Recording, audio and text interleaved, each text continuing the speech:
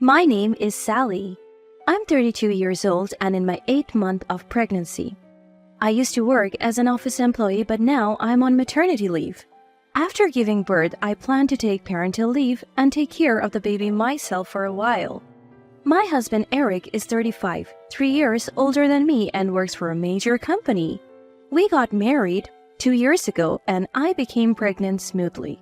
Now every day is filled with anticipation and anxiety as I await my first childbirth. Sally, your baby's due soon, isn't it? When I visit my in-laws, my sister-in-law Elnora calls out to me. I don't interact much with my brother-in-law, but Elnora is a housewife living with my in-laws, so we talk often. 2 years ago, my mother-in-law hurt her leg, and Elnora, being the wife of the eldest son, moved in to care for her, worried about leaving her alone during the day. However, mother-in-law can walk just fine, needing only a cane. Elnora has a caring personality and used to work in caregiving, so she readily agreed to move in and care for her mother-in-law.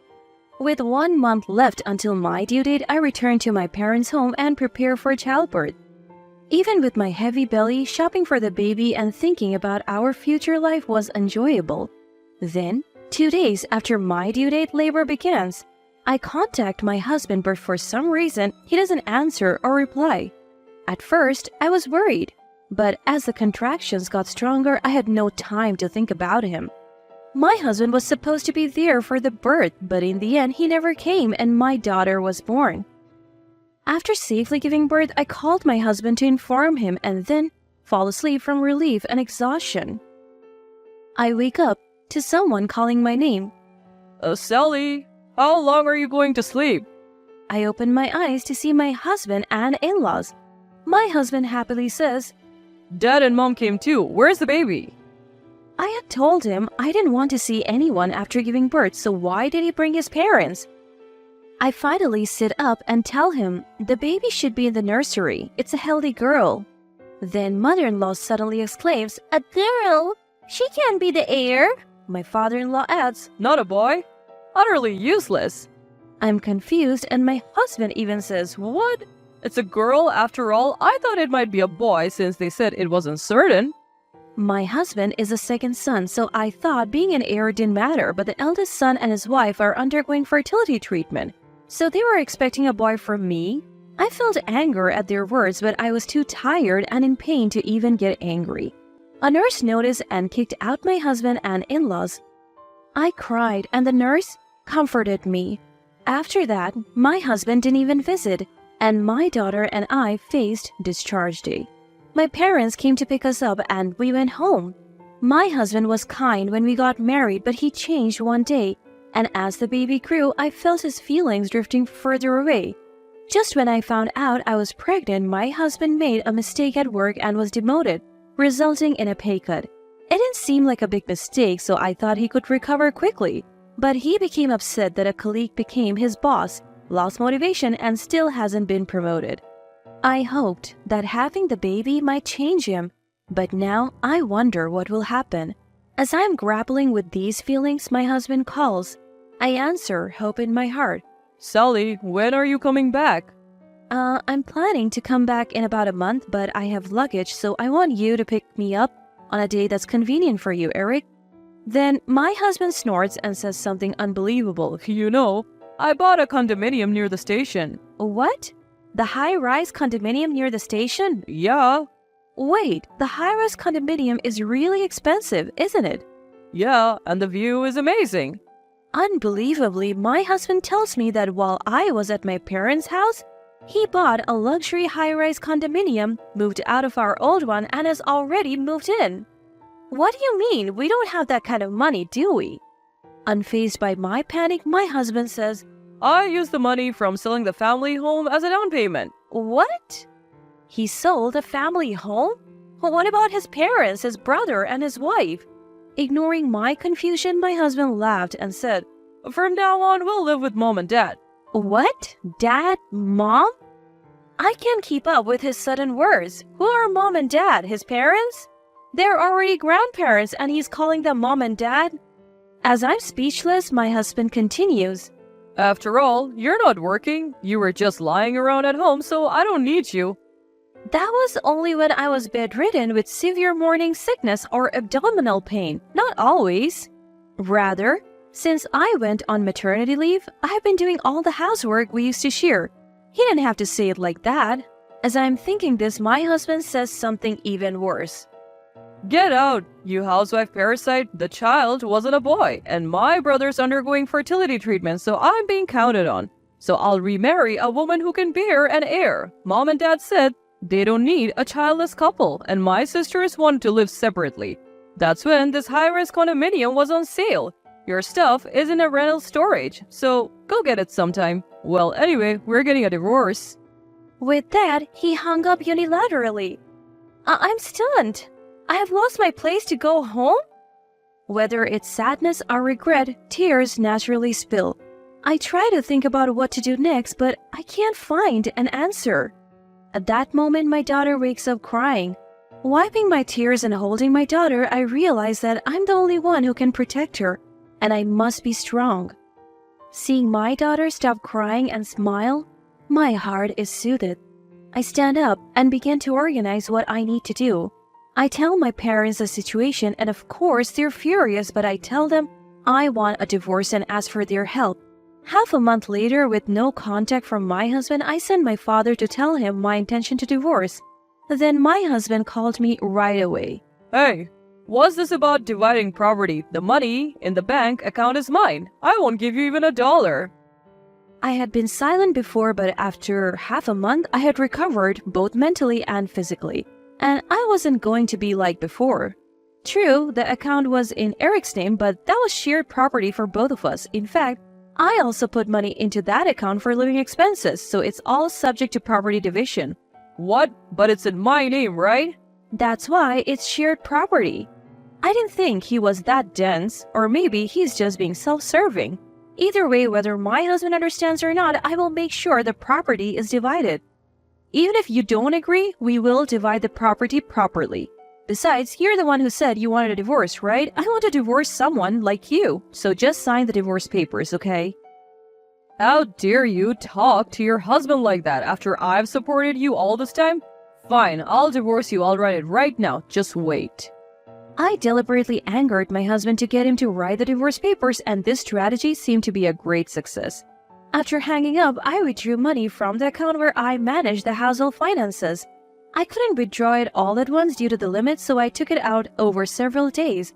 But my husband didn't seem to notice, and he didn't say anything. I submitted the filled-out divorce papers that my father brought back the next day, and they were accepted. And we officially became strangers. I'm struggling with my first child-rearing experience while staying at my parents' house. I'm gradually getting used to parenting, and above all, my daughter is adorable, and I feel happy. A few months later, while soothing my daughter, someone came to visit. It was my ex-husband, Eric. I hadn't seen his face since my daughter was born, but I didn't feel anything. I wasn't angry or sad. I responded expressionlessly. What? This is a nuisance. Then Eric suddenly bowed his head. Sally, please come back. I could only sigh at the expected turn of events. I tried to close the door silently, but Eric sat down in front of it and started talking unilaterally. Actually, I'm about to be kicked out of that high-rise condominium. I figured. Probably because you don't have enough money, right? The savings should have been more, but they're gone. Dad quit his job and Mom is bragging to her friends about living in a high-rise condominium and always throwing parties.